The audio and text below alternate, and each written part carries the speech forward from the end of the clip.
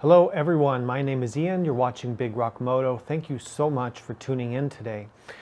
So what do we have today? So it's a very simple, straightforward video. So when I did my review of the 2021 Honda CB500X, I asked all of you to please submit questions and then I would answer them in a follow-up video.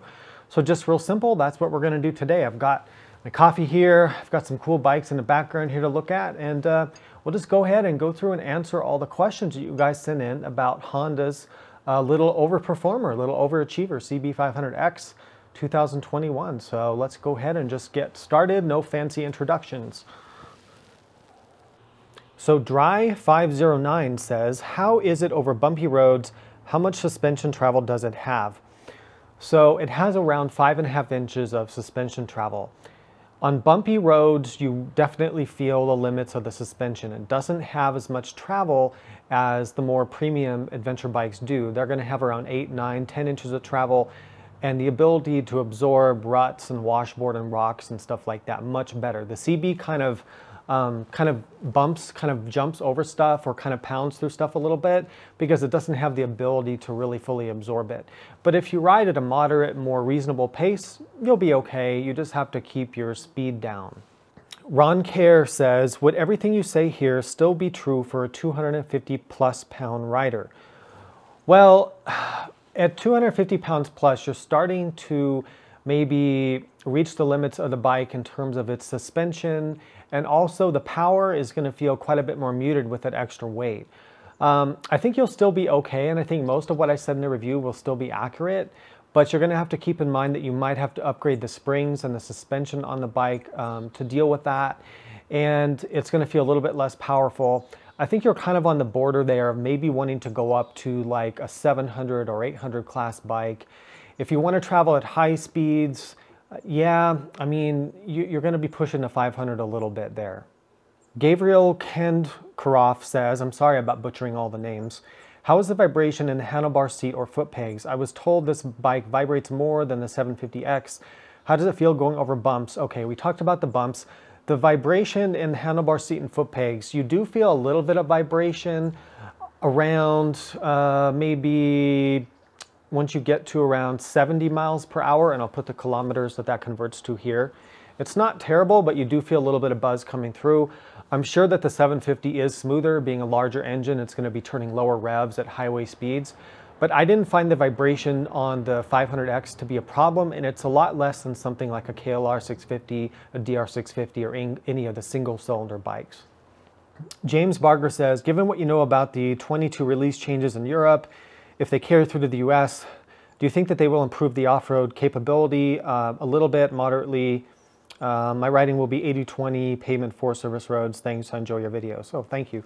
Thanks, James. So I think the changes, I mean, it's hard to say without riding it. They did put on a bigger fork with better valving, better damping in it, but it's about the same amount of travel.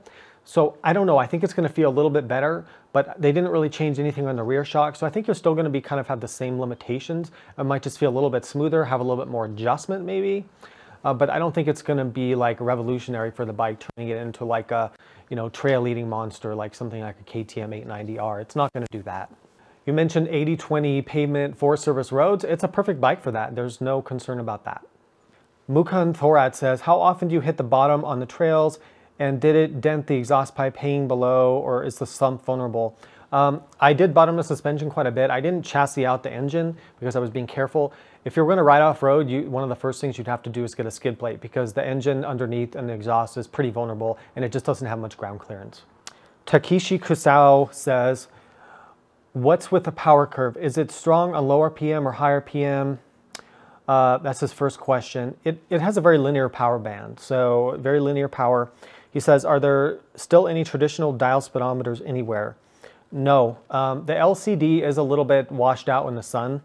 He goes on to say, in a car, LCD is okay because it's shielded from the sun by a dashboard. On a bike, I would prefer to have a backlit dial with a physical needle. I agree with you. I don't like a lot of the LCDs. Some of the TFTs are really bright and very good in the sunlight, but you're right. An LCD, like a reverse LCD like the CB has, can really wash out in the sun. So I agree with you there. I'd rather have analog gauges. John T says, I've always appreciated your work. Now a subscriber. Oh, thanks, John. Looking forward to more reviews. He says, I'm a long-time returning rider, and after 3 months, I feel the Himalayan is already lacking in power. I will need to use it off-road more since that's why I bought it. I don't plan to go over 170 kilometers per hour on this 500X if I ever, but worried that the lower power will make me outgrow it like the Himalayan quickly if I find myself pinning it too often. It has a lot more power than a Himalayan. I mean, the Himalayan's 24 horsepower and the CB500 is like 46, 47 horsepower. So it's a lot more. I think you're gonna have a lot of room to grow into the 500. It doesn't feel out of breath like the Himalayan does at like 70 miles per hour. Are you gonna outgrow it?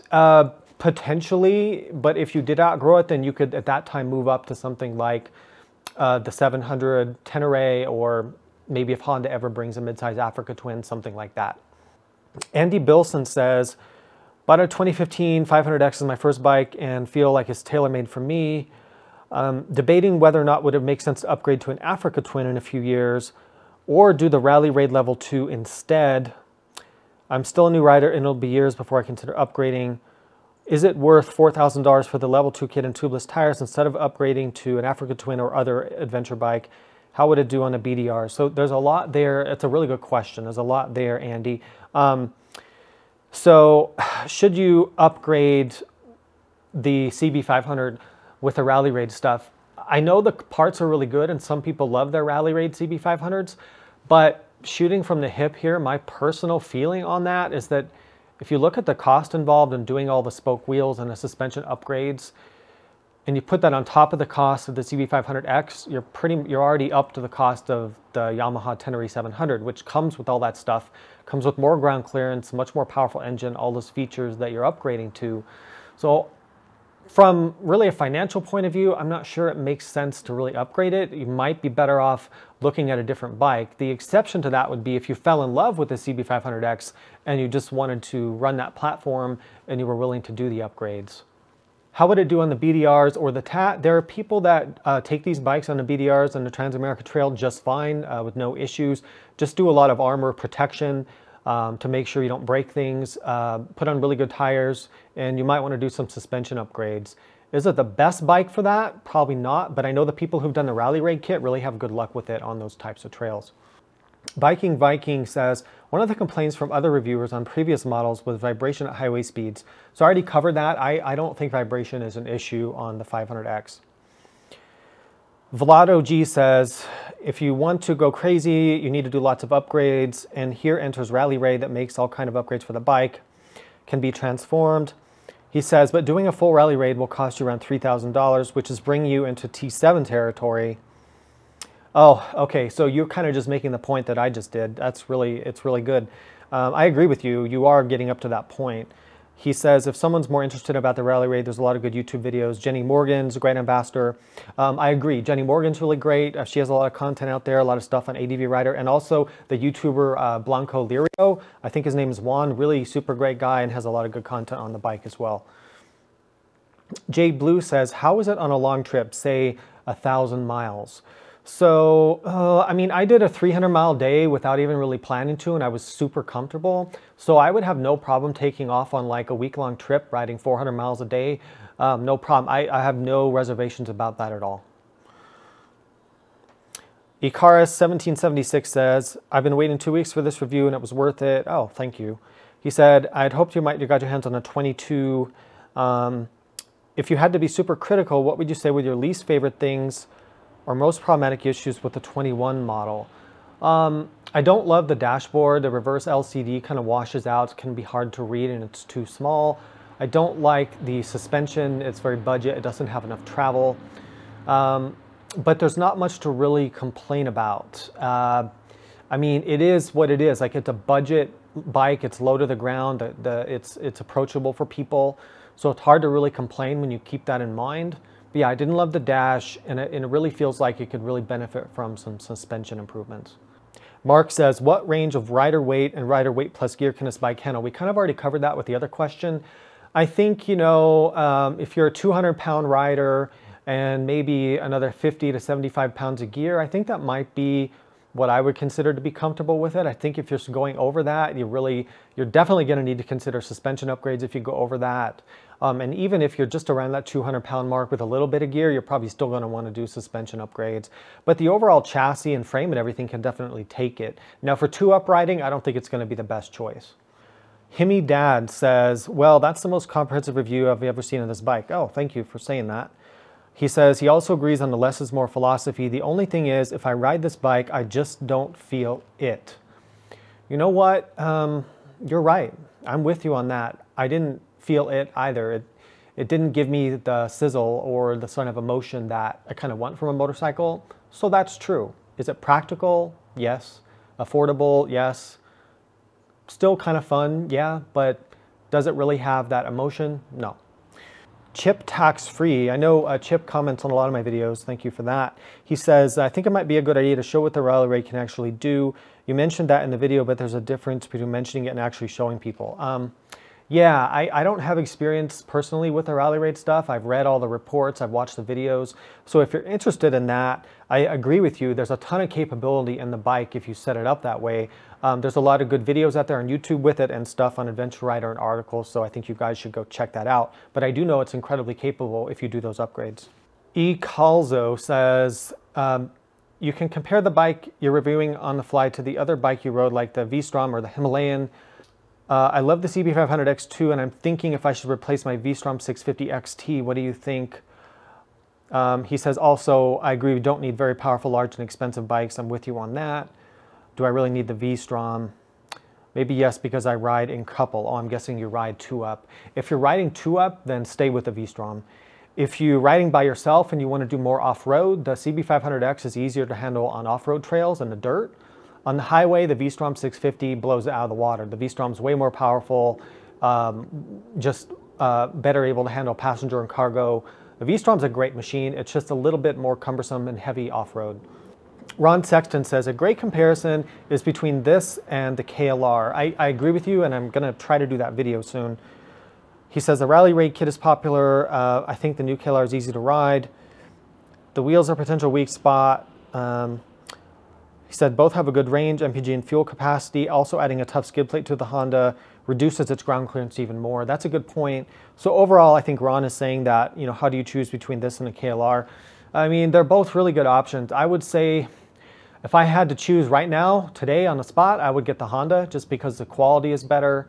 It doesn't have the built-in issues like the Dewey key and the oil consumption and the bolts that fall out and all the things with the KLR. So I'd probably get the Honda, but the KLR has a smoother ride in rough terrain because it has a 21-inch front wheel and it has longer travel, softer suspension. But the engine on the KLR sucks compared to the Honda, so I don't know, big trade-off.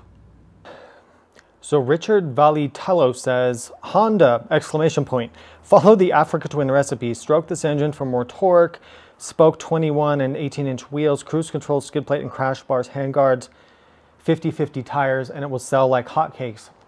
I'm with you, Richard. I wish Honda would do that. You know, if they introduce like a 600cc, like Africa Twin or 700, they're going to have a hit on their hands just like Yamaha does with the T7. So I really wish Honda would do that. I'd be first in line to get one.